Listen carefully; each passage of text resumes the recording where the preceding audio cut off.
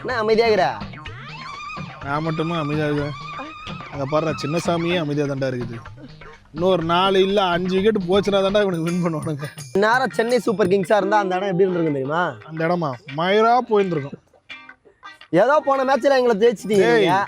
இப்ப இருக்கிற நிலைமை எப்படி தெரியுமா? சிஎஸ்கேக்கு நீ 180 அடிச்சுன்னு வச்சுக்கோயே, நீ தான் ஆப்போனன்ட் டீம்ல வின்னு.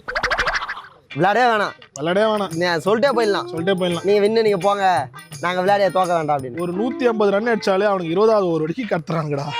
பேசிக்கிட்டே இரு. கில்லி படத்துல சொல்ற மாதிரி செமில விட்டோம், ஃபைனல்ல அவனை அச்சுக்கிட்டாலும் எனக்கு அந்த லாஜிக் இப்போ வரைக்கும் புடுங்க. எனக்கு அந்த லாஜிக் எனக்கு இப்போ வரைக்கும் வருது. விடு நிறைய செமில விட்டோம்ல, ஃபைனல்ல பாத்துடலாம். நீ செமில ஜெயிச்சாலும் ஃபைனல்ல போக முடியும்.